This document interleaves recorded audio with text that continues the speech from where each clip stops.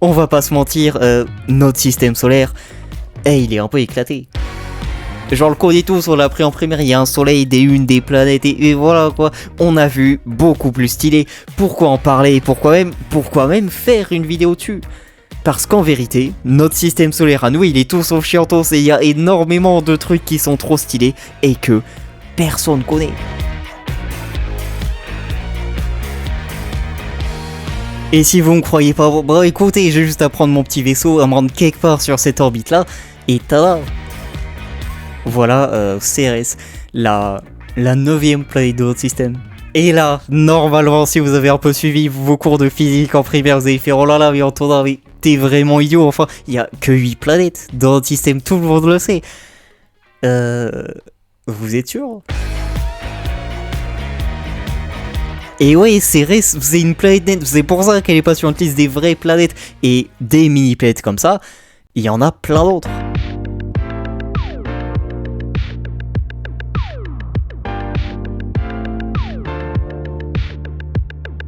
C'est vraiment là que je me suis rendu compte qu'il y avait beaucoup plus de monde que ce que je pensais dans notre système. Et surtout que j'étais vraiment idiot. Déjà, il y a des cailloux partout et 99% d'entre eux sont soit ennuyants, soit déprimants au possible.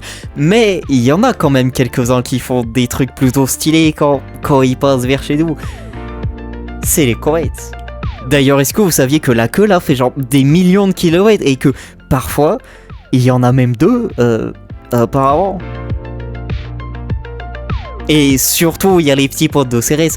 Les planètes naines, ces mini-planètes là qui vont toutes mini. Il y a Oméa qui a une forme de je sais pas trop quoi, mais je sais qu'elle a cette forme là parce qu'elle tourne sur elle-même super vite. Et d'ailleurs, elle a vraiment beaucoup trop de flow parce que c'est la seule des mini-planètes qui a 2 lunes et une sorte de mini-anneau comme Saturne.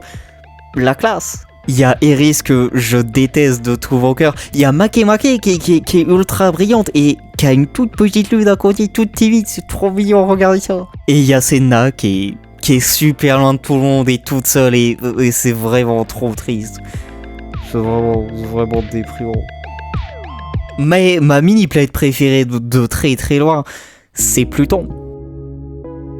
Pluton, vraiment, quel beau gosse. Déjà parce qu'elle a 4 lunes qui ont vraiment des noms de zinzin, plus une qui est tellement grosse que Pluton et elle se tournent autour et forment une double planète. C'est trop stylé. Et si vous pensiez que malgré tout, c'est quand même un gros caillou tout déprimant, vous êtes vraiment sot. Parce qu'il y a des plaines de glace, il y a des montagnes, il y a une atmosphère même qui est tellement remplie d'azote que les couchers de soleil là-bas sont bleus. Et en plus, je sais pas si vous avez vu, mais il y a un cœur sur la surface de Pluton. Non, vraiment, Pluton, meilleur mini-planète de très très loin, il n'y a pas de débat. D'ailleurs, si vous vous demandez pourquoi on a dégagé une planète aussi cool de notre système, c'est parce que depuis 1930, on avait 9 planètes dans notre système solaire et on était très contents comme ça. Mais quand en janvier 2005 on a découvert une planète un peu plus grosse que Pluton, on avait un peu la flemme de dire à tout le monde yo, petite surprise, en fait il y a 10 planètes. Voilà. Donc on a rangé Pluton dans le dossier des planètes naines et on était vraiment très triste. Et la planète à cause de qui on a fait tout ça, c'est Eris. Va bien te faire foutre, Eris. Donc, ok, récapitulons, il y a des mini-planètes toutes petites qui sont cachées un peu partout. C'est cool, c'est cool. Il n'y a pas des trucs un peu plus stylés dans notre système quand même? Bien sûr que si. Et si je vous disais qu'il y avait une autre planète? Genre une vraie planète, pas une mini-planète toute petite dont tout le monde s'en fout. Non, un truc gigantesque qui ferait genre 10 terres et juste qui se planquerait dans notre système solaire. Je sais, ça a vraiment l'air zinzin, on dirait un truc de faux du bus, mais c'est vraiment possible. Et elle s'appelle la planète X. Ok, du coup, au 18e siècle, il y a plein de gens qui, pour passe-temps, de calculer la trajectoire des planètes. Genre, ils disaient, ok, dans 3 jours, Mars va être ici, et si 3 jours plus tard, Mars était bien ici, ils étaient tout contents. C'est c'est quand même un passe-temps de gros nerds, on va pas se mentir. Mais ces gros nerds, ils se sont vite rendus compte que pour Uranus et pour Neptune, bah ça marchait pas. Genre quand ils disaient ok, dans 2 jours Uranus va être ici, bah 2 jours plus tard, elle était pas là, elle était un peu plus loin. Ça a été la panique chez les nerds du 18e, ils ont vite réuni le grand conseil des nerds et ils ont dit c'est quand même vachement bizarre. C'est exactement comme s'il y avait un très gros truc qui les attirait et qui les déviait de leur trajectoire. Un très gros truc genre de la taille d'une planète.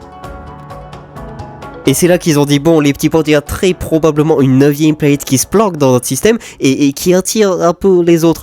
Et donc, faut la retrouver.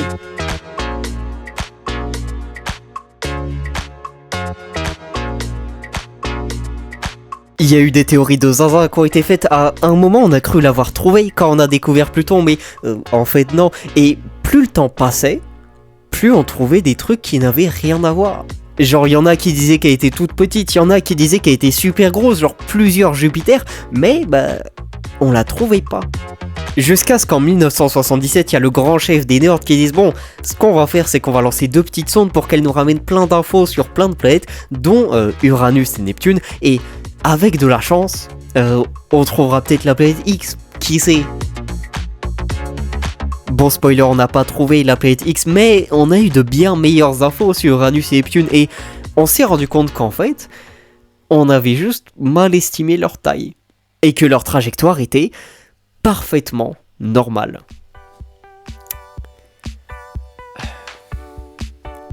Sauf que, quand on a découvert les mini-planètes et plein de nouveaux petits objets un peu random, on s'est vite rendu compte qu'ils avaient tous un point commun, leur trajectoire était pas du tout circulaire. Exactement, comme s'il y avait un très gros truc qui les attirait quelque part. Et encore pour les comètes et les petits cailloux, ok, je peux comprendre, ils ont pas besoin de faire un rond, mais pour Senna, comment tu veux que je crois qu'il n'y ait pas un énorme truc qui l'attire là-bas, quoi. genre faites un peu un effort. Et donc il y aurait, quelque part super loin de notre soleil, une 9e planète, et qui serait vachement grosse en plus pour attirer tout le monde comme ça. Mais du coup, comment ça se fait qu'on l'ait pas vu jusqu'à maintenant ? Genre pour les mini-planètes, je veux bien, elles sont toutes petites, elles peuvent se planquer un peu partout, mais pour un truc aussi gros que ce que c'est censé être, genre elles peuvent pas se planquer derrière un arbre, quoi.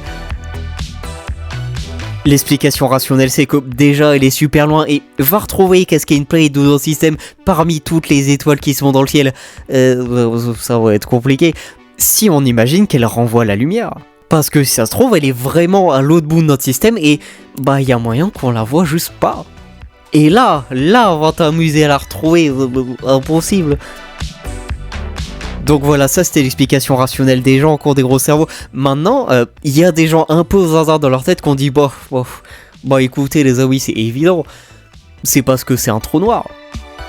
Bah ouais, logique, pourquoi j'y ai pas pensé plus tôt. C'est vachement stylé tout ça, et vraiment zinzin aussi, parce que si on n'arrive même pas à trouver une planète super grosse dans notre système, imaginez ce qu'il peut y avoir d'autre qu'on a juste pas encore trouvé.